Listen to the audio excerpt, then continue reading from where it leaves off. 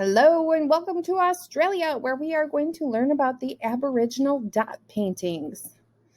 The Aboriginal people were the first people from Australia. They were also from Tasmania. They told Dreamtime stories and through pictures of how the world began. These stories are called dreamings. They never used a bow and arrow for hunting. Instead, they used a boomerang. Here are some pictures of the Aboriginal people. You can see that not only do they decorate the things around them, they also paint themselves. Here's a world map so we can get a better idea of where they come from. Here's us in Berkeley, Michigan, the United States, and all the way across the world we have Australia. This is where the Aboriginal people live. In Australia, they have all kinds of different climates. They have the Great Barrier Reef, which is a coral reef, the largest in the world. You can see it's from space. They have the desert, Ayers Rock, and the outback, which is a huge portion of Australia.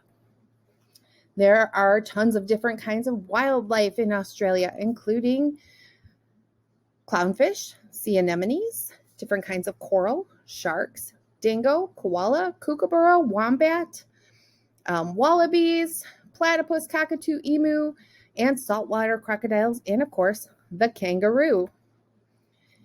Now, when we talk about the Aborigines art, we're looking at painting and carving, basket weaving, and jewelry making.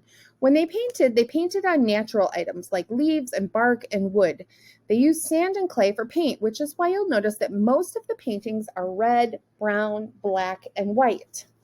For carving, they used shells,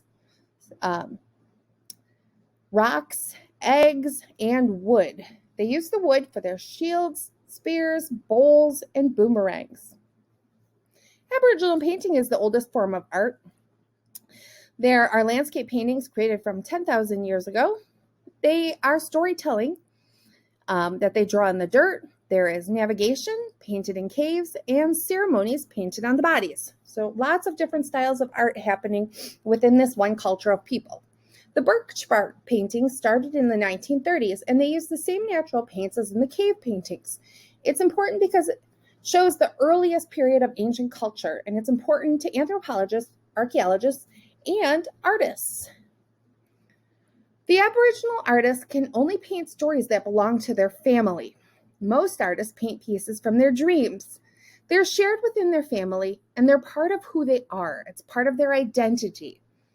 The paintings show the views from above, so they're dream time, and they float above the ground, and the ancestors lay down song lines or dreaming tracks. The dots are used to hide messages from outsiders, and they use symbols to tell stories, show things that exist around them, and a secret language. They're never blank, always lines or patterns to show movement. There are geometric shapes, landscaped animals, or a combination in their symmetry and asymmetry in their paintings. The colors, like I said, are created by mixing soil and clay, so they're desert colors. We're going to see yellow, ochre. It's a sacred color that represents the sun. Red, from that red sandstone, which represents the color of land and blood. Black, the color of night and the people. White, the color of the spirit or their ancestors. And brown. They eventually added other colors as they became available, including green, gray, and pink. Simple tools and materials were used, like sticks, either regular or burnt. They would burn the sticks to get the black. Their fingers, bark, logs, clay, and rocks. Here's some of those symbols I was talking about. I'll make this presentation available to you so that you can look at it on Schoology if you want to pull this page back up and add some of these symbols to your drawing.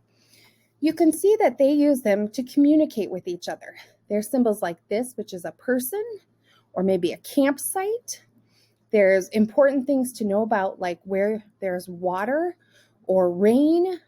Here's a man and a woman. Here's a watering hole. If it's a short journey or a long journey. If the water holes are connected or not. People are sitting. Food, emu, snakes, all kinds of things, animal tracks. So these are used to communicate what they want to share with each other, either in these cave drawings or in these dirt drawings. Here's an example of a dot painting. We're going to do something similar. We're going to use our hands. Similar to this. You can use one hand or two, and you can see that we use pencil to draw our dots, and then there are these lines of the same color. These are called concentric lines. So we have purple, and then we have orange, and it goes all the way around the hand in a line of dots. We have white, and then you can see we have some of the symbols, like that round symbol for water. Or here we have the same thing, two hands, concentric lines made out of dots, and some patterns in the background. Here's another one. This one's made on a paper bag. This is an option you can choose if you want. We are going to use regular paper today and do a wash, and then next week we will add our dots. But if you want to use a paper bag, you are welcome to do that as well. And they kind of crinkled it up to make it look like it was old. So here you can see the hand. We see the brown line here outlining the hand with those brown dots. And then we have red dots inside and green, yellow. And on the outside, we have a double line of white, which you can also do. And then the patterns in the background. All right, my friends, what's next? We are going to trace our hand on a piece of paper or on a paper bag. And if you're using white paper, we are going to apply a quick wash of brown so that it looks a little bit more aged and like tree bark rather than looking like white paper. And if you're using the paper bag, you're just going to cut a piece to size, about the size of your piece of paper, and you will trace your hand, and that will be it for this week. So I'll give you an example. Hold tight. All right, artists, welcome back. So we are going to be drawing, or painting rather, and drawing our hands for the Aboriginal dot painting. So I'm going to start by just putting my hand down on the paper, and I'm going to trace it with a pencil. Now you can do two hands if you want. You may need help from a grown-up or a sibling, your brother or sister. If you want to do two, I'm just going to do one for today, and I'm going to put it kind of right in the middle, and I'm going to put it on an angle so it looks interesting. And we're just going to trace our hand with a pencil.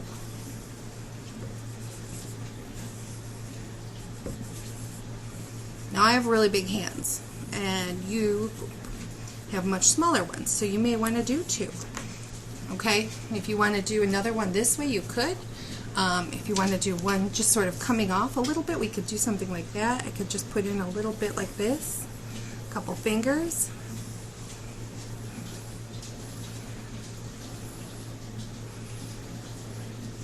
That looks cool too. So we get the hint of another hand.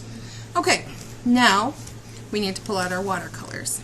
So I've got my watercolor palette here. I'm only using brown today. If you want, you can add a little orange or yellow. I'm going to put a little water on it to get it started. And then I'm going to grab my brush. The bigger the brush, the better this works. I need to look and see if I have bigger brushes. I don't really. That's okay. We're going to do a wash technique. Now, wash means that we're going to put water down on our paper first. And you can do that either using a brush with water like this and go really quickly, or if you want, you can use a spray bottle like I like to. Make sure you ask a grown-up though if you're taking theirs. So we're just going to get the paper a little wet, not too wet. This is a little bit too wet. You can dab it with paper towel if you want.